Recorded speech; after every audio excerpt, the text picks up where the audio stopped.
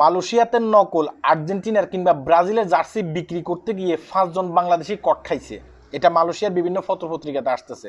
মানে যারা ব্যবসা বাণিজ্য করেন, আমি আপনাদেরকে বলতেছি মালয়েশিয়াতে একটু হালাল একটু ইনসাফ করে ব্যবসা বাণিজ্য করবেন, ঠিক আছে?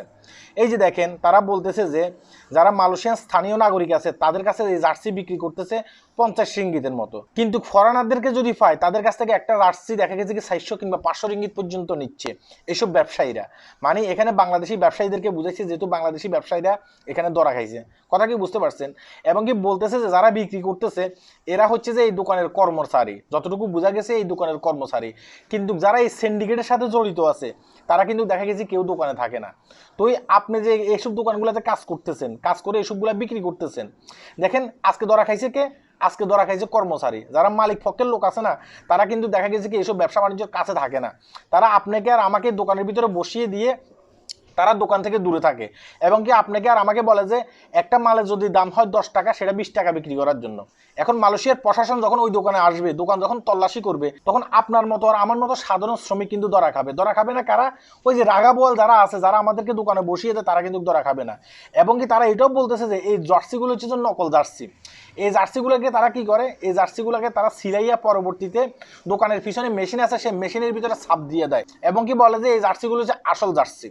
এই কথা বলে কিন্তু দেখা গেছে কি মানে ফরেনারদের কাছে বিক্রি করে এবং স্থানীয় নাগরিকদের কাছে বিক্রি করে। তারা বলতেছে যে এইগুলো বিক্রি করে দেখা গেছে কি 50 থেকে 60,000 রিঙ্গিত এই বিদেশিরা কিন্তু কামাইছে। তারা কিন্তু এই কথাগুলো বলতেছে।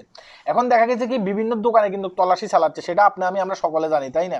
সেখানে দেখা গেছে কি দোকানদারদের লাইসেন্স চেক করতেছে, তারা কি মানে মালয়েশিয়ান কোনো ব্যক্তির লাইসেন্স দিয়া এই ব্যবসা বাণিজ্য করতেছে কিনা। আবার তার পাশাপাশি এটাও চেক করতেছে যে যেসব দোকানে দেখা গেছে কি খাবারের জিনিস আছে কিংবা দেখা গেছে কি কাপড় চোপড় আছে, এগুলোকে আসল না নকল, তারা কিন্তু খুঁটিয়ে খুঁটিয়ে এগুলো দেখতেছে।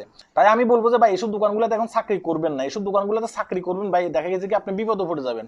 এখন আপনি বিষয় থাকলেও দেখা গেছে কি কোনো না কোনো কারণবশত আপনি মানে অপরাধের সাথে জড়িত হয়ে যাবেন। আপনি জানেন না যে আপনি অপরাধের সাথে জড়িত হচ্ছেন। আপনাকে দোকানদারে বলতেছে যে এই মালটা বিক্রি করবা 30 টাকা, এখন আপনি এই মালটা 30 টাকা বিক্রি করতেছেন। এখন প্রশাসনের লোক জানে যে এই মালটার কিনা হচ্ছে যে 10 টাকা, আপনি সর্বোচ্চ লাভ করলে 5 টাকা লাভ করতে পারবেন, আপনি বিক্রি করতেছেন কত? 30 টাকা।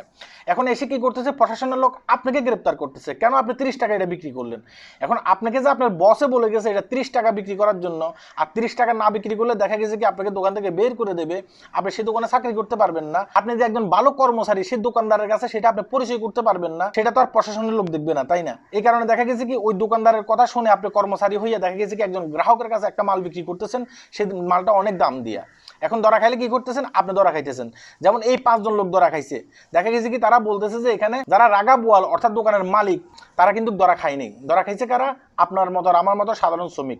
তো আশা করি আগামীতে এসব দোকানগুলোতে চাকরি করার আগে একটু চিন্তা ভাবনা করে চাকরি করবেন। আল্লাহ হাফেজ।